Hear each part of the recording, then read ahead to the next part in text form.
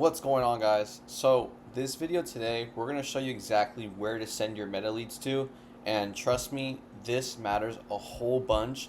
So it's going to start making sense real soon. We're going to just show my screen here, and I'm going to go over exactly what you guys need to know between, where to send your meta leads to and what the difference is between it, okay? All right, boom. You get to choose either two ways. So you're running the same meta ad, right? You're obviously taking two different directions of what you want. And as a business owner, everyone's different, okay? So don't feel the need that, you have to pick one over the other. It just all depends on how you want to run your business and what's easier for you, okay? So you're going to get two totally kinds of different leads depending on which one you pick from here. So looking at the instant form, you know, slash messenger, of course, when running ads on Facebook and Instagram, you get to choose between instant form, messenger, and I think it's just DMs, where you could just DM like, a question you have or something like that. That is the most convenient thing for someone to fill out or someone to reach out to you, and it really doesn't bring up any commitment. Now, it obviously depends what your business is. Let's just say you're in auto detailing and you just want more detailing jobs.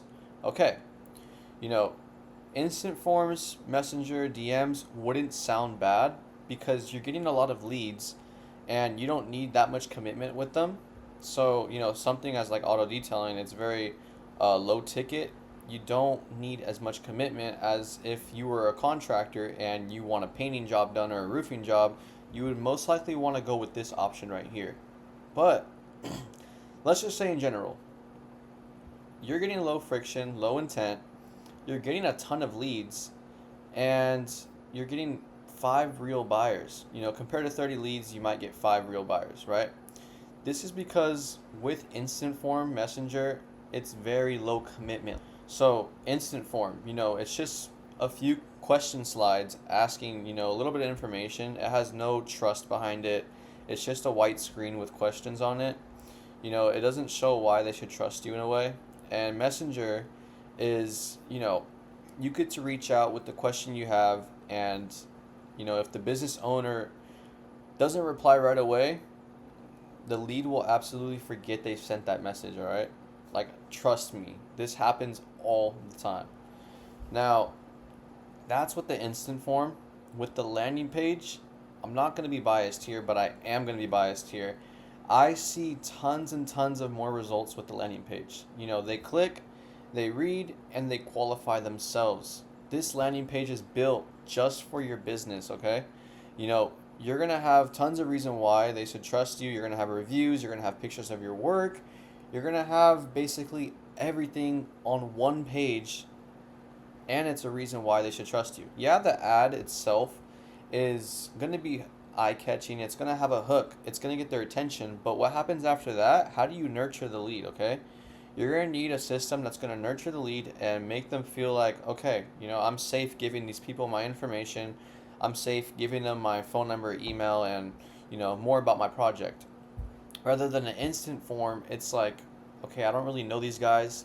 I just came across their ad. Let me try and find their website. Let me look at their page. So they're going to do all that before actually reaching out to you, rather than having this landing page where it's already built and they're already there. And like this says right here, they qualify themselves. So you're going to have the right kind of friction, and you're going to get real intent. Yeah, you're going to get less leads at the end of the day. Your cost per lead on Meta is going to go up. But until you find your right audience, people that are more serious, the cost per lead will slowly go down, and you won't have to be paying so much for people that are actually qualified. But just starting out, you're going to have a high cost per lead just because you're getting less leads, but you're getting real intent, real buyers. So this is a statistic that 12 leads will equal out to 9 real buyers. And you as a business owner, you're obviously able to pick who you want to work with and who you don't want to work with. So, you could say like 3 of these leads a business owner just didn't want to work with, maybe because the budget wasn't right, or the project wasn't right. It could be whatever it is. But with the landing page, you're going to get a whole lot more intent, Okay, so instant forms wins on volume, landing page wins on intent. So it depends as a business owner, what more do you want? Do you want leads coming in faster with low intent, or do you want leads coming slower with more intent? It's all up to you. Now we're going to go scroll down a little bit to the anatomy of a qualifying landing page.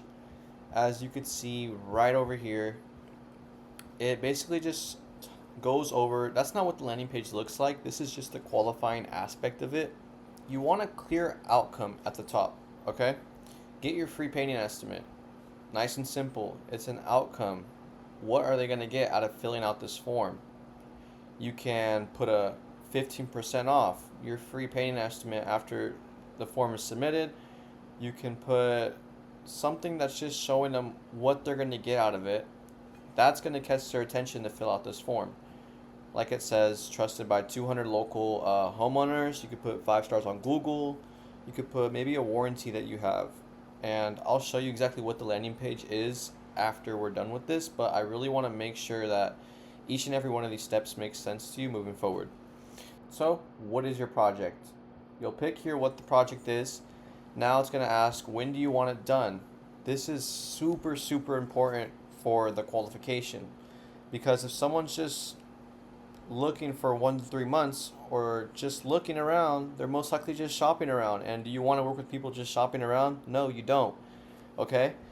And next question is budget range. Now, most owners don't like to ask this. It just really depends what your business is, right? Something that's big ticket as contractors, where the job costs a lot and a lot of people bid on the job, some business owners would like to know what their budget is up front, looking to see, what are they comfortable with spending.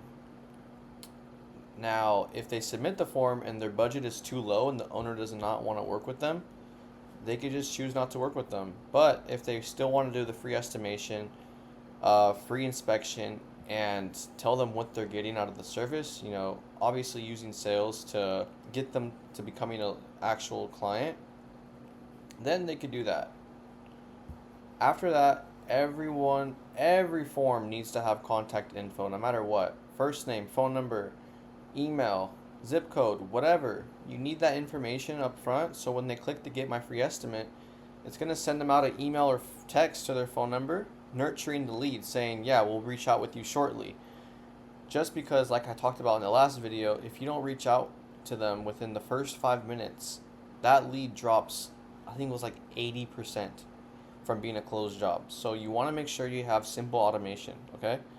I'm not going to go over that in this video, but if you guys want a video that's going over automation and how to do the actual email and text after the submission form, then I can make a video on that. But for the sake of this video, we're just going to basically just go over this form right here.